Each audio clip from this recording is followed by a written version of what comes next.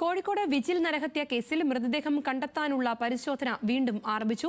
കോഴിക്കോട് സരോവരത്തെ ചതുപ്പിലാണ് പരിശോധന. അന്വേഷണ സംഘം പ്രതികളെ ഇന്ന് വീണ്ടും കസ്റ്റഡിയിൽ വാങ്ങിയിട്ടുണ്ട്.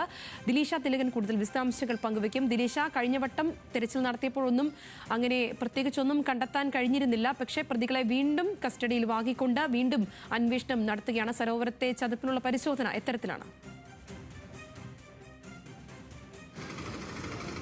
സംഗീത, അല്പസമയം മുമ്പാണ് കോഴിക്കോട് സരോവരത്തെ ഈ ചതുപ്പിൽ പരിശോധന ആരംഭിച്ചത്. കേസിലെ ഒന്നാം പ്രതിയായിട്ടുള്ള നിഖിൽ, അതുപോലെ തന്നെ മൂന്നാം പ്രതിയായിട്ടുള്ള ദീപേഷ് എന്നിവരെ ഇന്നാണ് ഇപ്പോൾ പോലീസ് കസ്റ്റഡിയിൽ വാങ്ങിയത്. റിമാൻഡിലായിരുന്നു പ്രതികളെ രണ്ടാമതും വീണ്ടും കസ്റ്റഡിയിൽ വാങ്ങിയിരിക്കുകയാണ് തെളിവെടുപ്പിനായിട്ട്.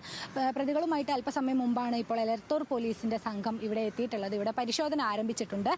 ചതുപ്പിലെ നമുക്കറിയാം വെള്ളമാണ്, അതുകൊണ്ട് തന്നെ ഈ കണ്ടലിലെ വെള്ളം വറ്റിക്കേണ്ടത് ആണ് ആദ്യഘട്ടത്തിൽ നടത്തേണ്ടത്. കഴിഞ്ഞ തവണയൊക്കെ തന്നെ ഇത്തരത്തിൽ ഏകദേശം ആദ്യഘട്ട തെളിവെടുപ്പിലൊക്കെ തന്നെ ചതുപ്പിലെ വെള്ളം വലിയ പ്രശ്നമായിരുന്നു. മാത്രവുമല്ല, പ്രതികൂല കാലാവസ്ഥയെ തുടർന്ന് മഴ വളരെ ശക്തമായിരുന്നു. അതുകൊണ്ട് വെള്ളം വറ്റിക്കാൻ പറ്റാത്തൊരു സാഹചര്യം ഉണ്ടായിരുന്നു. ഈ പ്രതികൂല കാലാവസ്ഥയെ തുടർന്ന് തിരച്ചിൽ നിർത്തിവെക്കേണ്ട സാഹചര്യം ഉണ്ടായി. എന്നാൽ ഇപ്പോൾ കാലാവസ്ഥ അനുയോജ്യമായതുകൊണ്ട് തന്നെ രണ്ടാം ഘട്ട തെളിവെടുപ്പിനായിട്ട് അന്വേഷണ സംഘം എത്തിയിരിക്കുകയാണ്. കടാവർ ഡോഗ് സ്ക്വാഡിലെ കടാവർ നായ്ക്കളെ എത്തിച്ചിട്ടുണ്ട്.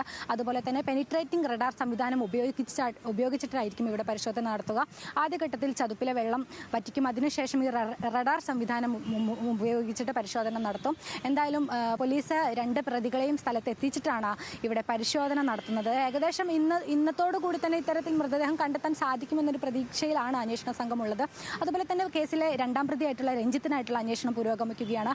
മാത്രമല്ല, മറ്റൊരു പ്രധാനപ്പെട്ട കാര്യം, ഈ പ്രതികൾ നേരത്തെ പോലീസിന് മൊഴി നൽകിയിട്ടുള്ളൊരു കാര്യമുണ്ടായിരുന്നു. അതായത് ഈ സംഭവം കൃത്യം നടന്നത്, അതായത് 2019 മാർച്ച് 24-നാണ് ഈ തരത്തിൽ ഈ വിജിലിനെ ഈ സരോവരത്തെ ചതുപ്പിൽ ഇവർ കെട്ടിത്താഴ്ത്തുന്നത്. ഈ കൃത്യം നടന്ന ഏകദേശം 8 മാസങ്ങൾക്ക് ശേഷം ഇവിടെ വന്ന് അസ്ഥി ശേഖരിച്ചതിന് ശേഷം അത് വരക്കൽ കടപ്പുറത്ത് ബലിതർപ്പണം നടത്തിയെന്നൊരു പ്രതികൾ പോലീസിന് മൊഴി നൽകിയിട്ടുണ്ടായിരുന്നു. ആ ബലിതർപ്പണം നടത്തിയ സമയത്തുണ്ടായിരുന്ന തന്ത്രിയെയും പോലീസ് കണ്ടെത്തിയിട്ടുണ്ട്. ഇദ്ദേഹത്തെ ചോദ്യം ചെയ്യുന്നതിലൂടെ ഇദ്ദേഹത്തിൽ നിന്ന് കൂടുതൽ കേസിന് കൂടുതൽ ഫലപ്രദമാകുമെന്നൊരു നിഗമനത്തിലാണ് അന്വേഷണ സംഘം ഉള്ളത്. എന്തായാലും ഇവിടെ പരിശോധന ഏകദേശം അരമണിക്കൂറായിട്ട് ആരംഭിച്ചു കഴിഞ്ഞിട്ടുണ്ട്. സംഗീത.